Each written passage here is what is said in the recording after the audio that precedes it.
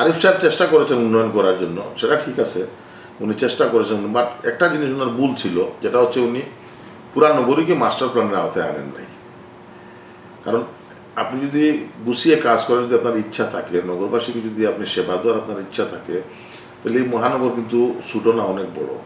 সেই পুরা মহানগরটা কিন্তু আপনি মাস্টার প্ল্যানের আওতায় যদি আনতেন, এনে যদি আপনি একটা একটা করে কাজ করতেন, তাহলে আমি মনে করতাম যে না, আপনি জনগণের জন্য কাজ করছেন। আপনি যে ড্রেনেজ ব্যবস্থা করেছেন, উনি যে ড্রেনেজ ব্যবস্থা করেছেন, যে টাকাগুলো খরচ করেছেন, জনগণের কোনো উপকারে আসে নাই বেসিকলি। এখন উপকারে না আসে, এটা আবার অন্য খারাপ দিকে মোড় নিচ্ছে। এখন দেখা যায় একটু বৃষ্টি হলে আমাদের মহানগরের মানুষের বাসা বাড়ি পানি নিচে চলে যায়। হ্যাঁ, এটা পরিকল্পনার ভিতরে পড়ে না। আগেও ড্রেন ছিল, এই আরসিসি ডালার ড্রেন ছিল না, আগে ছোটো ছোটো ড্রেন ছিল, প্রচুর বৃষ্টিপাত সিলেটে, বাংলাদেশের সবচেয়ে বেশি বৃষ্টিপাত হয় সিলেটে। তখনও তো মানুষের বাসা বাড়িতে পানি ঢুকে নাই, তাহলে এখন কেন ঢুকে? আমার কথা হচ্ছে এটা, এখন কেন ঢুকে? এগুলো হলো পরিকল্পনা ছাড়া কাজ।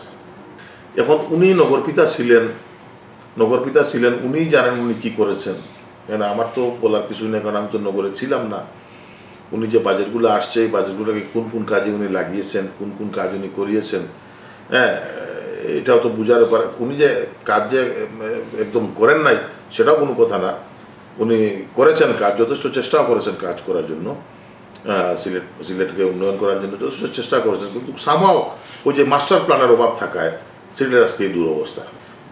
এনাফ বাজেট এসেছে, কিন্তু অপরিকল্পিতভাবে নগরকে সাজানোর যে চেষ্টা করা হয়েছে, তাতে এই টাকাগুলা এই রাস্তায় চলে গেছে, যে টাকাগুলো আসলে নগরবাসীকে কোনো প্রকৃতপক্ষে কোনো উন্নয়ন দিতে পারে নাই। এটাই কারণ। কিন্তু উনি চেষ্টা করেছেন, প্রচুর চেষ্টা করেছেন। সেই যে মাননীয় প্রধানমন্ত্রী জননেত্রী শেখ হাসিনা সিলেটের প্রতি অত্যন্ত উদার মন নিয়ে থাকেন।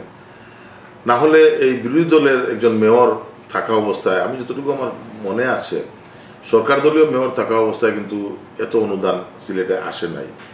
এখন বিরোধী দলের মেয়র হিসাবে থাকা অবস্থায় যে পরিমাণ অনুদান সিলেটে এসেছে নগরীকে উন্নয়ন করার জন্য, সেই হিসাবে কিন্তু কোনো কাজ হয় নাই, সেটা বাস্তব কথা। তো আমি যদি মেয়র হিসেবে যাই, আমার প্রথমেই টার্গেট থাকবে যে পুরা মহানগরকে মাস্টার প্ল্যানের আওতায় আনা। যে ভুল আর করা যাবে না। সরকারের টাকা, এটা সরকারের টাকা না, এটা জনগণের টাকা এইভাবে নষ্ট করার কোনো সুযোগ নাই।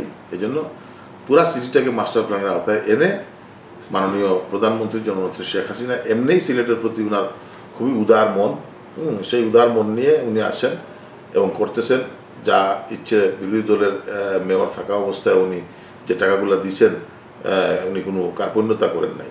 সো সেই হিসাবে যদি মাস্টার প্ল্যানের আওতায় আমি আমাদের মাননীয় প্রধানমন্ত্রীর সাহায্য কামনা করব, যাতে ফাইন্যান্সিয়ালি আমাকে সাপোর্ট দিয়ে যাতে আমি নগরীকে উন্নয়ন করে নান্দনিক নগরী করতে পারি, মানুষের সেবা দিতে পারি। এবং এটা একটা পর্যটক নগরী।